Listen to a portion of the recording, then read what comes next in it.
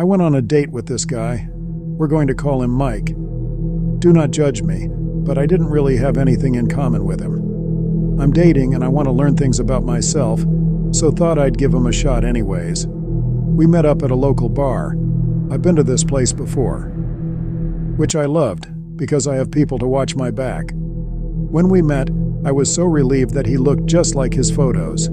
He has a nice tan, deep brown eyes, beard, full head of black hair, and he was over 6 feet tall. He stated he wasn't too hungry, but he was ready to drink. Fast forward through our hour-long conversation, he finished 2 pitchers of beer. He was completely sober. The most annoying part was he was checking his phone consistently. It was annoying. I tried to soldier through. We continued to hang out, talked, and although he seemed nice enough, I wasn't quite feeling it. He was annoying me with the random sexual remarks. I don't mind sex on the first date, but I wanted to come natural. I wanted to leave, but he convinced me to go to another bar to get one last drink. He said was enjoying the weekend and freedom. Freedom? I thought, how odd. Does he live with his parents or something? I looked and saw it was only 8 p.m. and it was a Saturday, so I was like, fine. We went next door to the next bar, another place I've been before. He ordered 2 tequila shots. I decided to take one. He was still checking his phone. That's when I confronted him. He apologized and said he only has eyes for me, that I'm beautiful, and he's a lucky man to have such an attractive date. There was a couple making out next to us. He looked at me and asked what I thought of the people in the bar, and what would I do if he and I started making out. I knew where this was going. I have to admit I was attracted to his, sexually. I tried to laugh and make some joke about no one paying attention. He then insisted that we should make out. He took the back of my neck and kissed me. I pulled back, and I nervously laughed and told him that wasn't a very good idea. So, I excused myself to the restroom. While I was in the bathroom, he was sending me a series of messages apologizing. I came back to the seat and he had a shot waiting for me and insisted I drink it.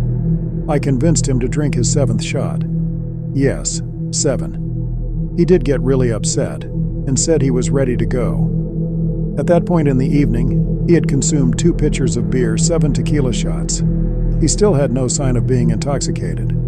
I did feel a little worried knowing how much alcohol was in his system.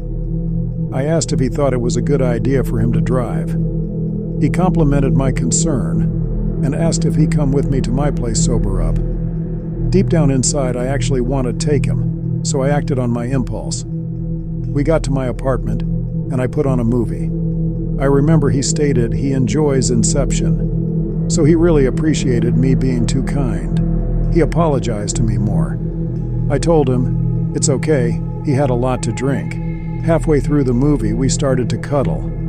I told him we could stay up for a bit, but I have work in the morning. I work in retail, so I would need to go to sleep soon. Mike said fine, but he was hungry and he was going to order food. He orders 1 large pepperoni pizza and 1 meat lovers from a mom-and-pop shop. One strange thing during the pizza order, he didn't say his name was Mike. He gave the name Jacob. That was strange. We enjoy the meal. He eats literally half of each pizza. No judgment. He's like 6'6", 260 lobbies. We end up messing around a bit and fall asleep in bed. However, around 2 a.m. I wake up to a cold breeze. I got up to see why the air was so cold. That's when I noticed Mike was gone. I heard my front door opening and closing several times over a 5-minute period. My dogs in my room were going nuts. I start to get scared, and it's 2 a.m. on a Sunday. What the hell is this guy doing? I opened the door to my room just a crack. I saw figures moving. I closed the door back quietly and locked the door quietly as I could. I hide in my closet. I heard a lot of shuffling. I was scared to call the police because I didn't want the phone call to be loud. So, I checked my friends' locations. I noticed a few were still out at the bars. I created a group chat to tell them what is happening. A few of them replied back saying they are calling the police. I was sweating and shaking. Literally, a minute later I hear my door knock jiggle. A jiggle turns into a violent budge. My dogs went crazy. So I screamed. I called the police and they are almost here. The door stopped moving. I heard more talking, which was followed by a door slam. Silence. I stayed in the closet and cried while I read messages from my friends checking up on me. When the police arrived, I left the closet to find that my apartment was ransacked. They took a good amount of stuff, which makes me upset, but I was glad I was not harmed. After everything calmed down, my friend offered to let my dogs and I stay at their place. As I got comfortable, I got a notification from Tinder. It was Mike. The message read, "Next time do not have sex from strangers on the first date."